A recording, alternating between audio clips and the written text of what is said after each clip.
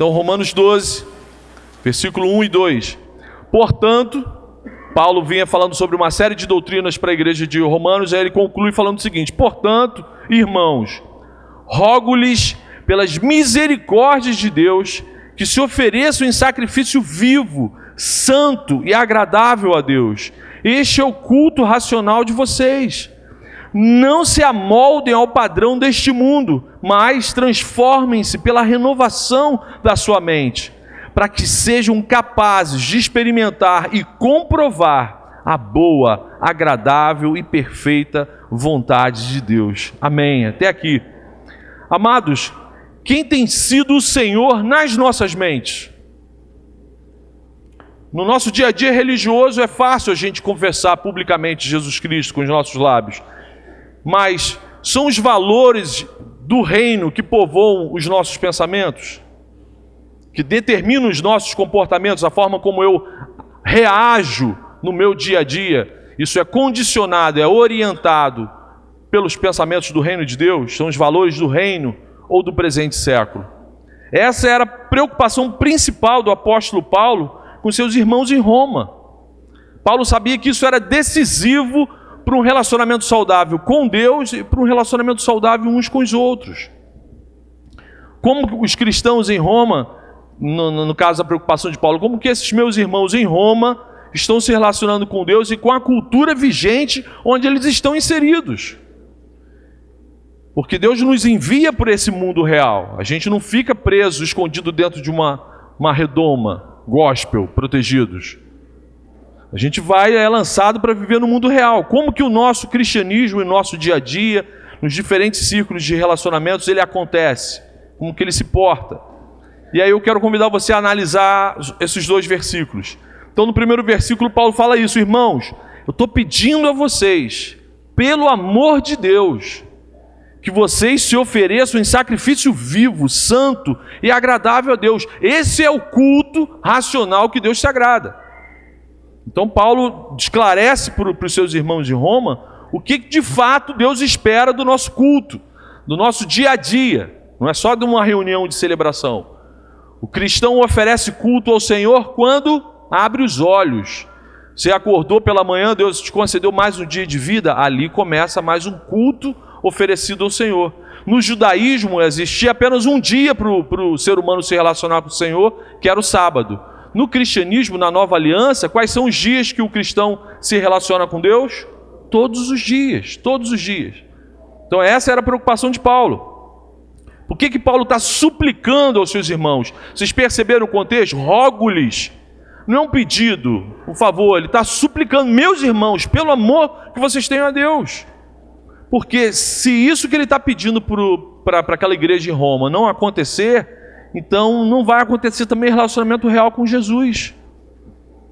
Se não ocorrer esse culto racional, se não ocorrer esse sacrifício vivo de louvor, de vida que se entrega ao Senhor, não vai acontecer relacionamento real. O que significa oferecer-se em sacrifício vivo, santo e agradável ao Senhor? Na antiga aliança, Deus exigia para cada tipo de pecado um sacrifício. E dependendo do sacrifício, animais vivos eram levados até o sacerdote para serem imolados. E eu não sei se você já contemplou um animal sendo sacrificado numa granja ou num abatedouro. É uma cena horrorosa. O animal pressente que vai ser imolado, que vai morrer, e não é uma imagem nada agradável. Existe uma luta desesperada para se manter vivo. Então o animal se esperneia, espirra sangue. É uma visão Fred Kruegiana. Um pedaço, sangue, artérias explodindo. O sacerdote termina o dia como se fosse literalmente um açougueiro, encharcado de sangue de animais. Isso na antiga aliança. Na nova aliança, Paulo está falando: a gente precisa oferecer um sacrifício vivo ao Senhor, só que agradável. Ninguém vai se espernear. Não existe mais uma resistência. Não é mais contra a sua vontade. É uma oferta, um sacrifício voluntário. Você deseja, você espera, você quer fazer aquilo. Tem que ser agradável. Esse sacrifício tem que ser algo voluntário. Uma entrega racional. Eu sei o que eu estou fazendo para o meu Deus, para o meu Senhor. uma obediência voluntária. Esse é o culto que agrada a Deus. Não é o fanatismo, não é a execução de ritos sem você ter uma ideia do que está acontecendo, do que você está fazendo. Mas é uma relação real, pessoal, com Deus vivo. Então o sacrifício vivo que Paulo está falando aqui é justamente a mortificação do nosso egoísmo. Aquilo que Jesus falou nos evangelhos: você quer ser meu discípulo? Negue-se a si mesmo. Toma a sua cruz, mortifica o seu eu ególatra, egoísta, e me segue. É a mortificação da nossa justiça própria. É a entrega total ao Senhor por amor a Jesus. Jesus é o maior exemplo de sacrifício vivo, santo e agradável. Jesus é plenamente obediente ao seu Pai, à missão que ele recebeu. Então, sacrifício significa entrega definitiva, ou seja, obediência. E obediência significa confiança. O maior gesto de amor que a gente tem para com Deus é obediência. Obedecer é fazer o que agrada ao Pai. Esse é o culto que agrada ao Senhor. Não adianta só falar que é crente. Não adianta só a verbalização. A profissão de fé é importante, mas só a profissão de fé, se a gente não praticar, se a gente não experimentar o que a gente verbaliza, não tem relevância, não tem nenhuma importância. Em Lucas 6,46, Jesus expressa isso para os seus discípulos. Ele está terminando o Sermão do Monte e fala para os discípulos uma frase, ele faz uma pergunta retórica, extremamente incisiva. Ele fala assim: por que vocês me chamam Senhor, Senhor, e não fazem o que eu digo? É uma incoerência. O que vocês estão falando com o que vocês estão vivendo é uma incoerência. Vocês me chamam de Senhor, Senhor, tentam me prestar reverência, culto, mas vocês não fazem o que eu falo para vocês. E aí fazer o que Jesus ensina é o culto que ele espera que prestemos a ele no nosso dia a dia. Não existe cristianismo sem obediência, sem entrega plena, como se fosse num casamento. Num casamento, e essa semana eu estou empolgado, né? Casei dois casais só no final de semana. Num casamento existe uma entrega total de um cônjuge para com o outro. Por isso que o nome é casamento, vão se tornar uma só carne. Não existe entrega parcial. Você veio pedir a minha mão em casamento, então leva só a mão, o resto fica. Não existe entrega parcial. O cristianismo, o casamento foi instituído por Deus justamente para ser uma analogia, um apontamento do que é o relacionamento de Deus com a gente. Um casamento, entrega total, plena. Você consegue imaginar um casamento onde não exista essa entrega plena? Sem a prática dos pensamentos e dos ensinamentos do reino, nós somos apenas ateus funcionais, que o pastor Jonatas falou no domingo passado. Pessoas que falam, que acreditam, mas que vivem como se de fato Deus não existisse. É um ateu funcional, ele funciona como um ateu. Diz que é crente, fala como crente, tem cheiro de crente, canta as musiquinhas de crente, mas no dia a dia dele, ele funciona como alguém que não acredita em Deus. Então Paulo fala: meus irmãos, por favor, pelo amor de Deus, se ofereçam em sacrifício vivo, santo, agradável a Deus, se entreguem plenamente ao Senhor, prestem esse culto racional ao Senhor. Isso que é agradável, isso que ele se agrada. E aí no versículo 2, eu encontrei 3 mensagens importantes para a gente meditar. Eu encontro uma advertência, uma aplicação prática e uma promessa nesse versículo 2. Não se amoldem ao padrão desse mundo, uma advertência, mas transformem-se pela renovação da sua mente. Aplicação: olha, o que você tem que fazer? Para que sejam capazes de experimentar e comprovar a boa, agradável e perfeita vontade de Deus. Olha a promessa. Então a advertência que Paulo está dando para a sua igreja ali: não se amoldem ao padrão desse mundo. É uma ordem, uma advertência, um imperativo.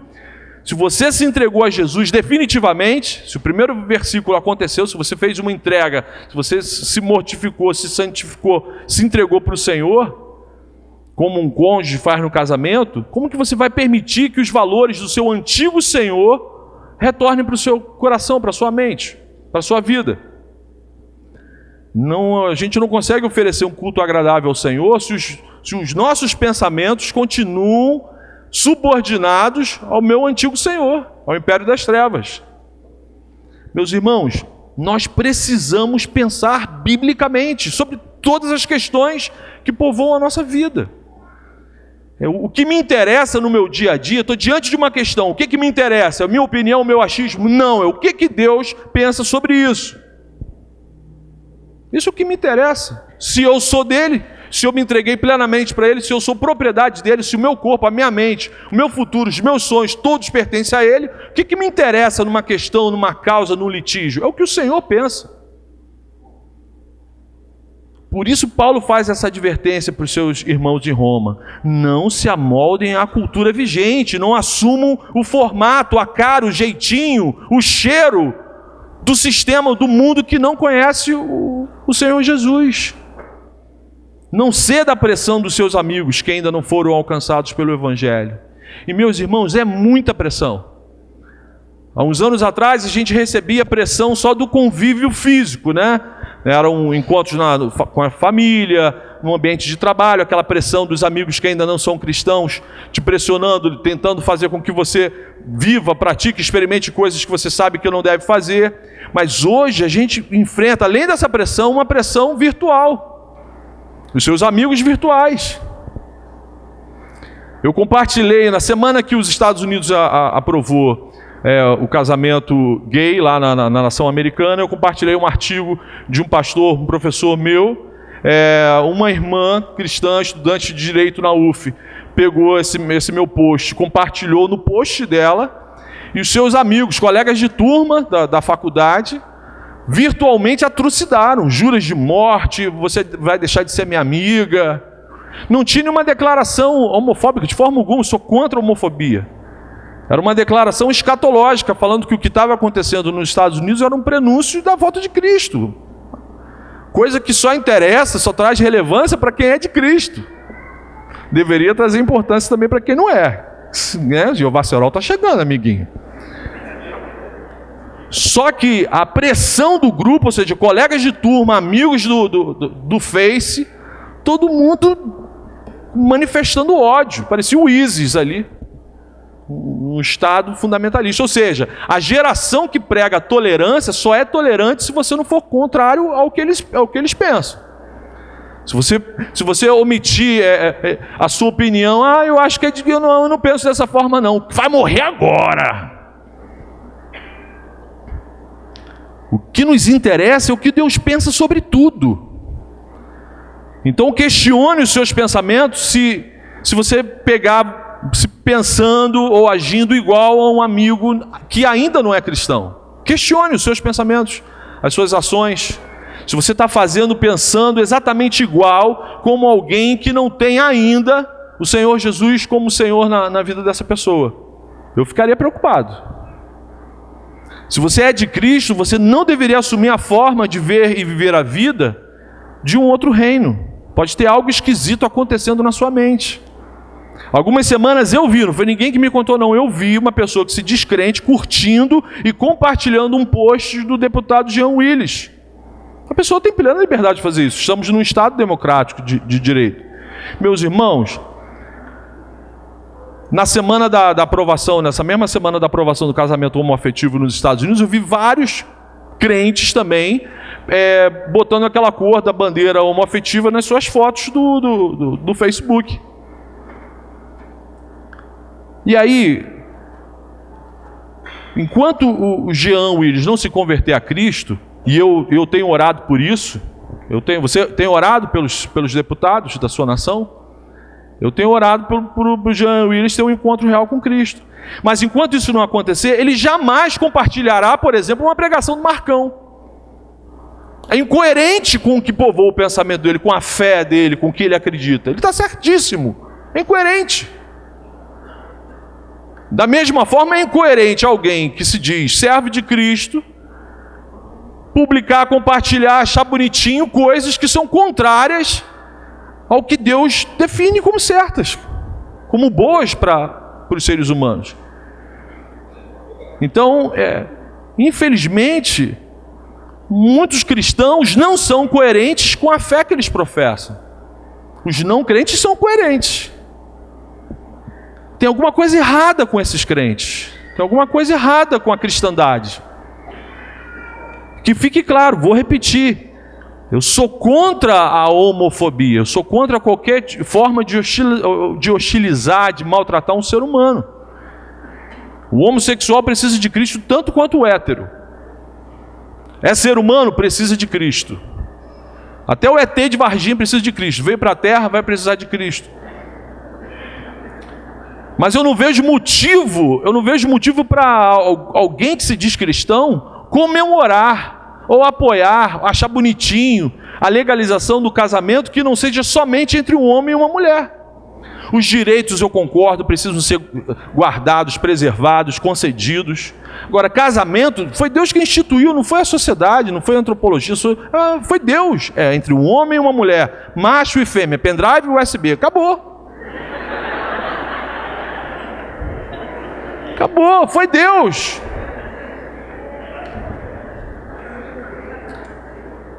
E aí eu fiquei pensando, será que tem alguma consequência? Será que gera algum problema para o mundo, para a sociedade, para as pessoas que estão à volta desses crentes? O fato de crentes se amoldar ao padrão do mundo, será que tem alguma consequência dessas pessoas que vivem dessa forma? Tem. A primeira coisa que essas pessoas geram é um cristianismo irrelevante, um cristianismo que não serve para nada. Mateus 5, versículo 13, olha o que Jesus falou. Vocês, crentes, cristãos, vocês são o sal da terra. Mas se o sal perder o seu sabor, como restaurá-lo? Não servirá para nada, exceto para ser jogado fora e pisado pelos homens. Então, o cristianismo irrelevante é jogado fora e é pisado pelos homens. O cristianismo irrelevante, se ficasse só nisso, já estava muito ruim. Só que não fica só nisso, ele produz mais coisas desastrosas. Normalmente o cristão que é sal e não salga mais, normalmente ele fala que partes da Bíblia caducaram. O relativismo da palavra, não, isso não é bem assim. Não, eu interpreto de outra forma. Então relativizou a palavra, relativizou tudo. Abriu a porteira, vem boiada, vem tudo que é bicho. Aí relativiza o viver cheio do Espírito. Lembram da pregação do pastor Nicodemos aqui? É tão pecado se embriagar como não viver cheio do Espírito. Só que o cristão com um pensamento não bíblico, ele relativiza isso. Não preciso orar hoje não preciso ler hoje não preciso me encontrar com os irmãos não preciso servir não, em casa já está bom demais.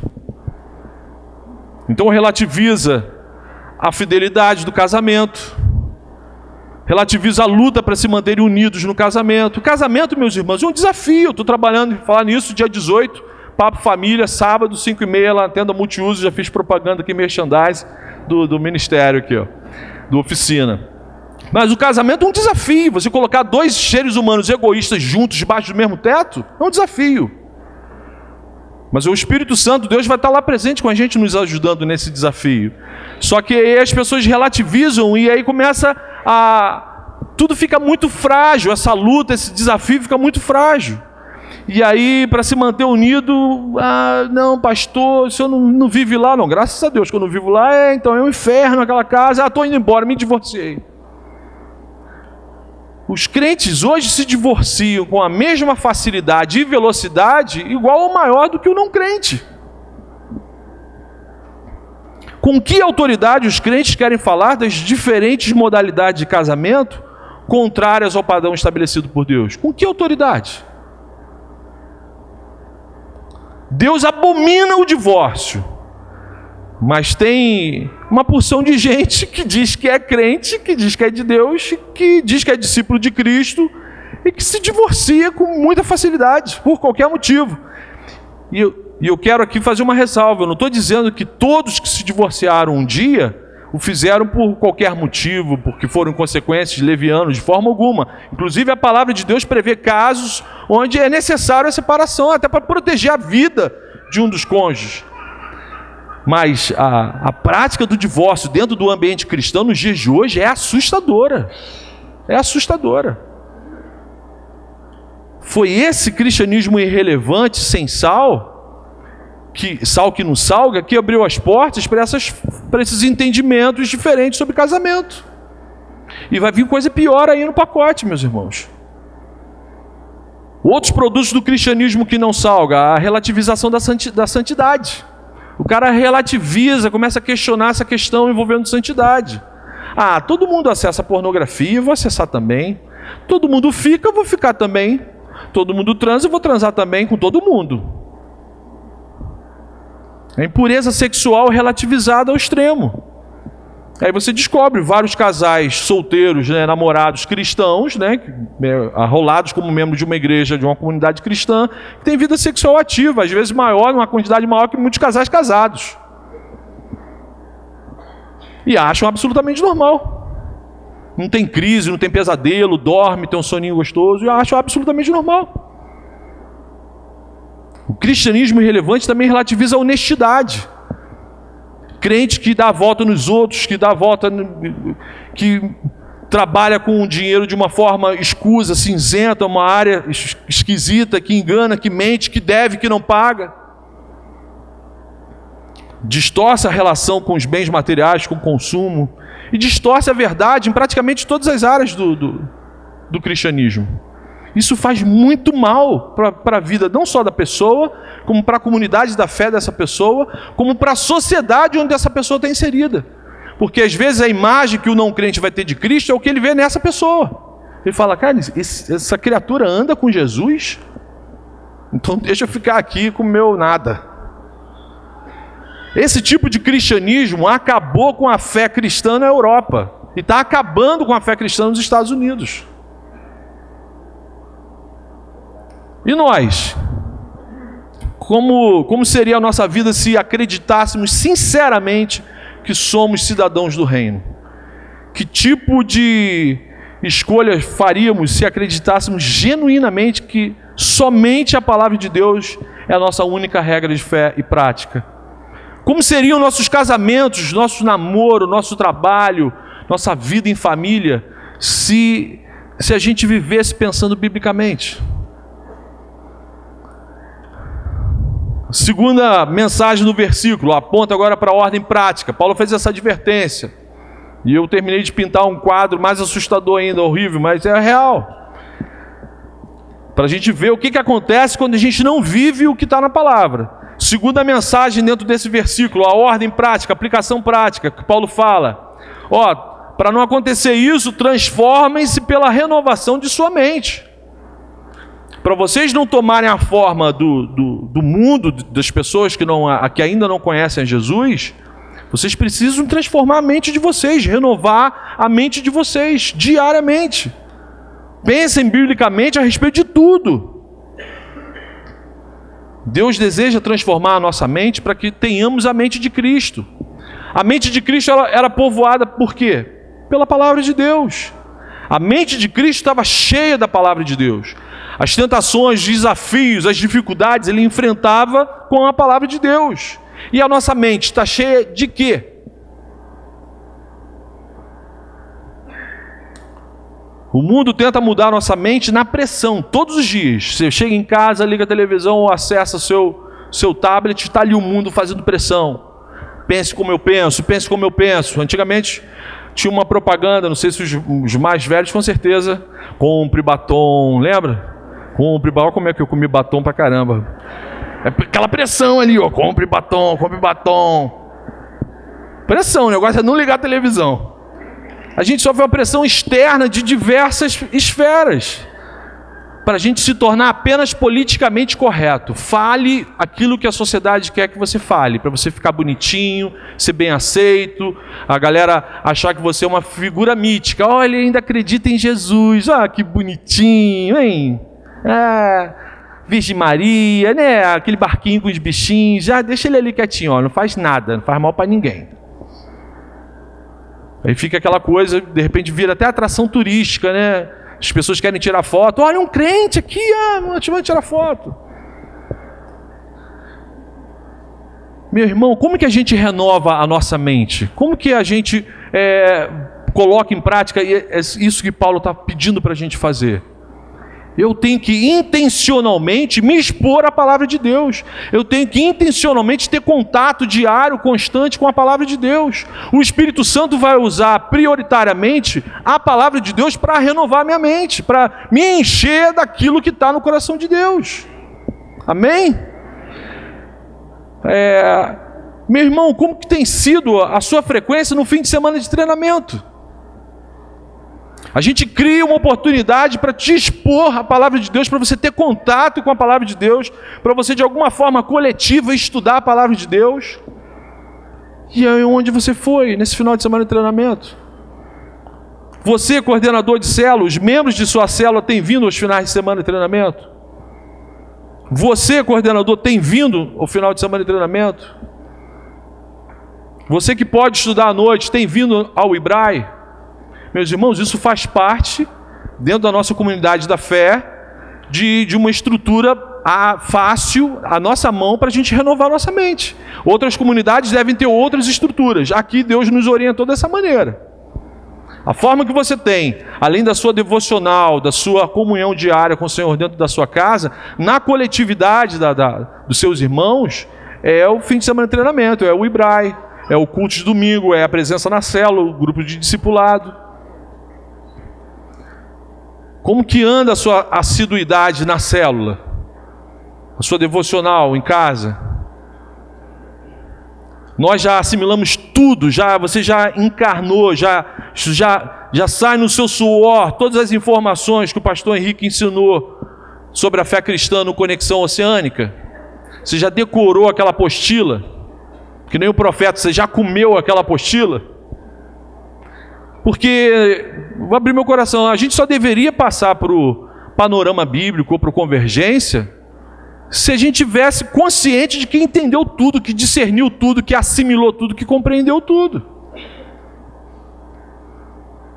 E aí sim, poxa, agora estou entendendo os fundamentos da fé cristã, vou passar lá para o panorama bíblico, lá para não dar muito trabalho para o Paulo Chagas, né? Aí faço o panorama bíblico. Aí aprendo uma porção de coisas da Bíblia. Aí faço Convergência, aprendo uma porção de coisas dos fundamentos das doutrinas. Se você ama a Igreja Oceânica, saiba porque essa liderança aqui ama as doutrinas cristãs da fé reformada. Então aí você foi para o Convergência, aprendeu tudo sobre predestinação, eleição, e ficou calvinista roxo, amarelo. Começou a botar foto de Calvino na porta do seu armário. E Jesus também, né? Olha a idolatria, hein? Olha a idolatria, hein? Apaga essa vela aí. E aí sim, depois de Convergência, depois desses módulos, aí você pode pensar, deveria até perguntar, pastor, já posso fazer um módulo especial? Aí a gente fazia aquelas sabatinas. Deve ser por isso que às vezes eu encontro alguns membros aqui da nossa comunidade que não sabem, não entendem, por exemplo, por que aqui batiza criança. Por que a gente tem que contribuir financeiramente, de forma sistemática, todo mês? O dinheiro não cai do céu, não, pastor. A gente ora. Ô, Senhor, faz um gato para não precisar pagar a conta de luz. Aí tem gente que se espanta. Ué, mas tem que contribuir de forma financeira, sistemática, todo mês? Não, só você mudar o sistema financeiro do planeta. Aí não precisa mais, né? Traz uma ovelha, né? Traz um... Por que os pastores dessa igreja não casam crentes com não crentes? Aí a pessoa, não, por quê? Não entendo isso. Você deve ter pulado as aulas do Convergência, hein? Você matou a aula, hein? Meu amado irmão, minha amada irmã, se você não for exposto constantemente, diariamente, à santidade, à beleza da palavra de Deus, você não vai mudar, você não vai renovar sua mente, você não vai mudar os pressupostos, você não vai mudar a forma de pensar, de enxergar a vida, de enxergar o mundo. E aí você não vai mudar a sua forma de reagir nesse mundo. E aí você não consegue pensar biblicamente. E aí se espanta quando encontra alguém pensando biblicamente. Ah, mas eu não penso dessa forma não. Eu sei, é verdade, você não pensa dessa forma. Terceira mensagem no versículo 2 de Romanos 12, a consequência. Agora Paulo fala da consequência. Com a ajuda do Espírito Santo, se eu for exposto à palavra de Deus, o Espírito Santo usar a palavra para renovar minha mente, olha o que vai acontecer, meus irmãos. Se você tiver uma mente transformada e renovada pela palavra de Deus, você vai passar a pensar biblicamente, vai experimentar, entender e comprovar que a vontade de Deus de fato é boa, perfeita e agradável em todos os setores da nossa vida. Amém? Você vai exterminar as crises existenciais. Você não vai deixar de ter problemas. A gente vai ter problemas, vai continuar tendo lutas. Só que você sabe que eu tudo posso naquele que me fortalece. A doença física pode de repente consumir o meu corpo físico, mas eu sei que o meu Redentor vive. Aqueles que morrem em Jesus, ainda morto, ele tem a certeza que vai reviver em corpo glorificado, em pleno esplendor. E aí eu quero citar uma frase do pregador de ontem à noite, nosso teólogo, Philippe Ben-Simon. Olha o que ele falou sobre a vontade boa, perfeita e agradável de Deus. A vontade de Deus é a única coisa que, se você analisar por qualquer ângulo, sempre vai ser boa. Aleluia, amém. Sempre vai ser agradável, sempre vai ser perfeita. E isso simultaneamente, tudo ao mesmo tempo. A gente só vai conseguir entender a dimensão disso quando a gente pensar como Deus pensa. Amém, aleluia. Então, meu irmão, se às vezes você se vê em crises, questionando Deus, por que isso está acontecendo? Por que está assim na minha vida? Eu não merecia isso. Tenha certeza que você só vai conseguir entender o que está acontecendo quando você estiver pensando como Deus pensa. E em Cristo isso é possível, meus irmãos. Deus não é cruel, não é leviano, Ele não nos aponta por um caminho que não seja possível a gente viver, a gente colocar em prática. Então, com a pregação do Evangelho, com a obediência ao que Jesus tem ensinado para a gente, com a obediência à palavra de Deus, a gente vai renovar a nossa mente, a gente vai mudar a nossa forma de pensar, de viver a vida, a gente vai passar a pensar biblicamente. Não necessariamente a vida vai ficar melhor, porque a perseguição vai aumentar, mais bullying vai acontecer na faculdade, no trabalho, mais parentes vão achar que você perdeu completamente o juízo, você não pensa mais como eles. Mas enquanto acreditarmos que fomos feitos para esse mundo, jamais a gente vai renovar nossa mente. Se você ainda acredita que o melhor de Deus para a sua vida está aqui, no dia a dia desse mundo, você não vai renovar a sua mente. Eu quero terminar esse momento do culto que prestamos ao Senhor, lendo Romanos 8. Paulo, nos capítulos antes, ele fala o seguinte para essa igreja amada de Roma. Capítulo 8, versículo 5, acompanhe comigo no PowerPoint, ou na sua Bíblia, se você tiver aí à mão. Romanos 8, a partir do versículo 5. Quem vive segundo a carne, tem a mente voltada para o que a carne deseja. Mas quem vive de acordo com o Espírito, tem a mente voltada para o que o Espírito deseja.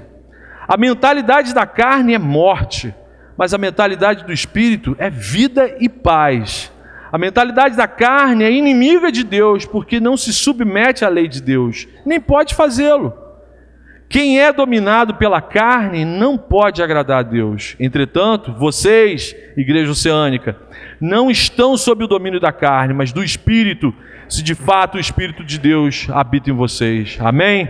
Feche seus olhos, vamos orar. Aleluia, Senhor. Louvado seja o seu nome, Senhor. Senhor Deus Todo-Poderoso, muda, Senhor, a nossa forma de pensar e de agir, Senhor. Por favor, Senhor, ajuda-nos a prestarmos ao Senhor um culto diário que seja realmente agradável, Senhor. Ajuda a sua igreja a ser fiel a Ti, Senhor. Não nos deixe cair na tentação de nos amoldarmos ao pensamento e aos valores de pessoas que ainda não Te conhecem, Senhor. Prepara os Teus discípulos, aqueles que Te professaram publicamente perante os homens, a se assentarem hoje na Tua mesa, Senhor. Espírito Santo, examina os nossos corações, Senhor, nos leve a um arrependimento sincero, genuíno, nos proporcione, Senhor, novidade de vida, restaura mais uma vez a alegria da salvação na vida da gente, Senhor, e que na lembrança do Teu amor, aqui no momento da ceia, a gente lembrando do Teu sacrifício e da Tua ressurreição, o Senhor renove a nossa mente, a nossa saúde, os nossos relacionamentos, Senhor. Converta nossos pensamentos aos teus pensamentos. Cura nossas emoções, Senhor. E cura o nosso corpo físico também, Senhor. Aqueles nossos irmãos, gente que está aqui dentro, Senhor, lutando contra doenças em seu corpo físico, Senhor. Dá a vitória, Senhor. Basta uma palavra tua, Senhor. Muda a história, Senhor. Muda a ordem fisiológica do corpo humano, Senhor. Foi o Senhor que criou. Está tudo em suas mãos. Nós cremos nisso, Senhor. Mas também, como diz a tua palavra, nós cremos que a tua vontade é boa, perfeita e agradável, Senhor. Isso, a tua graça nos basta, a tua graça nos encanta, o teu amor nos encanta e nos surpreende, Senhor. Queremos viver para a tua honra e para a tua glória, Senhor. E te pedir mais uma vez, Senhor, continua, Senhor, nos preparando para a sua volta, Pai. Te peço isso em nome de Jesus. Amém, amém, amém.